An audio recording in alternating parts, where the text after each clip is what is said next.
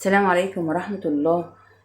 صباح الخير يا حبايب قلبي. احنا دلوقتي الصبح، فقلت بقى عندي النهاردة مناسبة. فقلت اروح اشتري جاتوه. فصراحة سألت على دستة الجاتوه، لقيت الدستة اقل دستة 250 و300 جنيه. فقلت لا، انا هعملها في البيت. فقلت اعملها مع اخواتي وحبايبي ومتابعيني عشان خاطر يستفيدوا من الوصفة ويعملوا جاتوهات في البيت ويوفروا على نفسهم كتير، يعني في المصاريف. لو عندك عيد ميلاد، عندك مناسبة، عندك ضيوف، هتقدري تعملي الجاتوه ده في منتهى البساطة ومفيهوش اي حاجة، يعني اي ست بيت هتقدر تعمله. فاحنا دلوقتي تعالوا كده نسمي الله. بسم الله الرحمن الرحيم. وهنعمل مع بعض الجاتوه بتاعنا. اول حاجة هناخد هنا كوباية سكر، اللي هو المج اللي في كل بيت دوت اللي احنا عارفينه ده. هنحط بيه كوباية سكر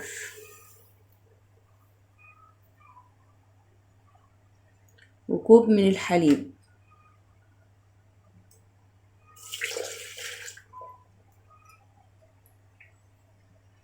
وكوباية إلا معلقتين من الزيت. أنا بعاير بنفس الكوب اللي بعاير بيه، هو نفس الكوب تعايري بيه.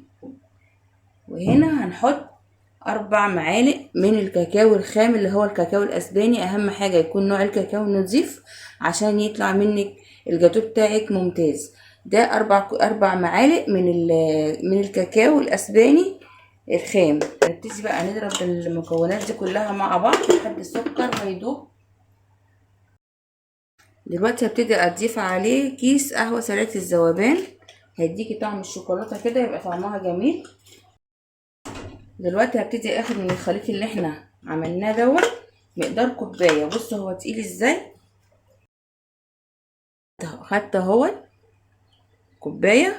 وهنا هحط بقى الشفشق تاني على الخلاط، وابتدي اضيف له ربع كوباية لبن عشان الخليط معايا تقيل جدا.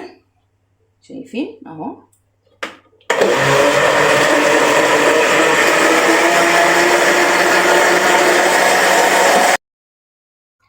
هنضيف بقى هنا يا حبايبي 2 بيضة بدرجة حرارة الغرفة، ما تكونش طالعة من التلاجة يا حبايب قلبي.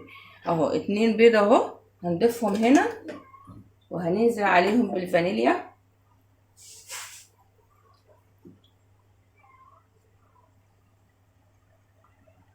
هنزل عليهم ب2 باكت من الفانيليا اللي هي كوكسي دي اهو. صراحة انا بحبها عن اللي هي السايلة ما بتديش نفس الريحة الحلوة بتاعت الفانيليا البودر دي، فانا بستعمل اللي هي البودر. دلوقتي هفضي الخليط اللي احنا عملناه في الخلاط ده في البولة بتاعتي كده، وهنزل على الخليط دوت بذرة ملح صغيرة كده، وهنزل بكوباية من الدقيق اللي هي برضو معايرين بيها كل المقادير بتاعتنا. الكوباية دي بتاخد 9 معالق دقيق. هبتدي انزل كده وهنشوف. هي المفروض 1.5 كوباية، هنشوف لو احتاجت حبة دقيق تاني هنحط لها. ونص كوباية تاني من الدقيق كده، احنا حطينا 1.5 كوباية. اذا حسيت ان الخليط بتاعي خفيف قوي هبتدي ازود لها شوية دقيق كمان. نحط بقى البيكنج باودر،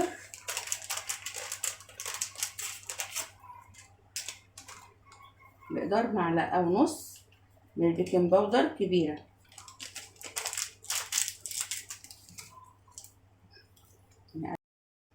والخليط معايا كده حلو، بس انا هحط له كمان 2 معلقة كده.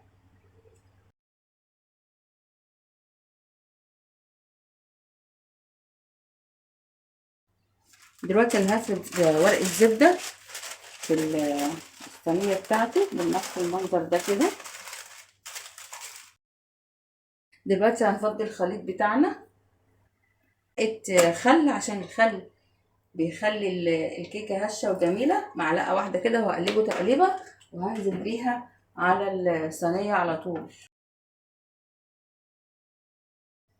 هنزل بقى بالخليط بتاعي كده في قلب الصينية، مش عايزينها تبقى عالية قوي. دلوقتي انا خلصت كده، هبتدي بقى اجيب خله. لو حسيت ان في خليط مش مظبوط يعني ايه، حاولي توزعيها كده، حاولي تضربي الصينيه كده.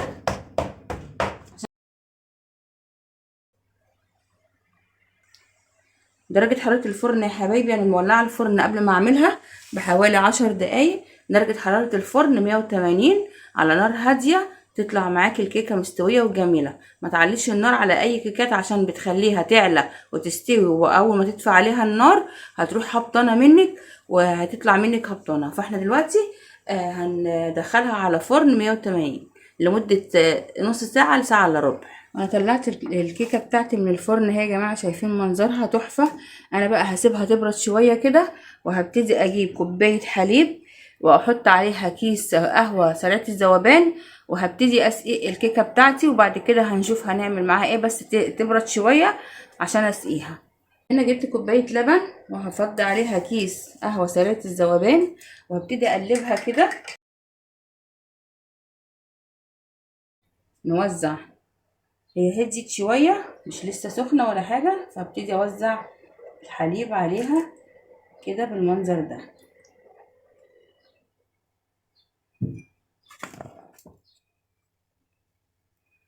طبعا هي هتشربه كله دلوقتي، وبعد كده الخطوات الجاية هنشوف هنعمل ايه. دلوقتي هنعمل الكريمة بتاعت الجاتو بتاعنا. هننزل كوباية من الكريم شانتيه خام،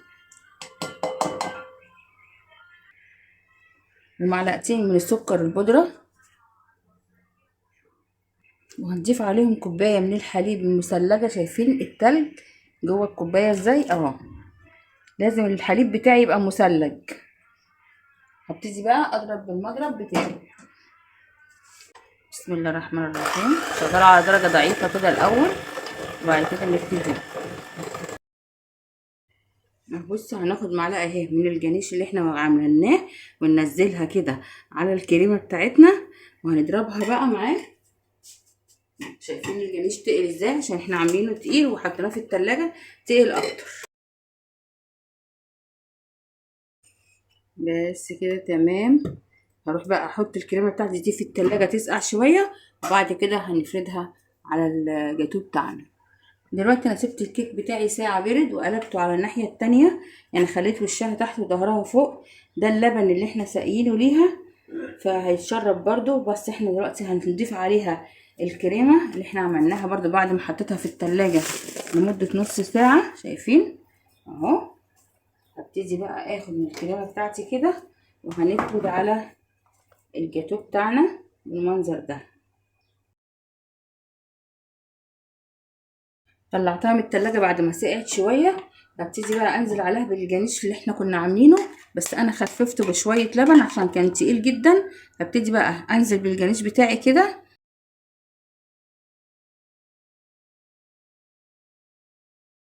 دلوقتي هنقطع بقى الصينية مع بعض، انت بتقطعيها على حسب ما انت عايزة. انا دخلتها الفريزر شوية عشان تجمد. انا هعمل قطع الجاتو بتاعتي بالمنظر ده كده. لازم بين كل مرحلة ومرحلة تدخليها التلاجة شوية. انت بقى اظبطي بنظريتك كده القطعة بتاعتك عايزاها قد ايه. يلا بينا بقى نزوق الجاتو بتاعنا. حطيناه في التلاجة اكتر من نص ساعة. نبتدي بقى نزوق الجاتو بتاعنا كده. انا حطيت حبة من الكريز، وهحط حبة من الفستق الكداب كده برضو على الكريمة، اديها منظر حلو.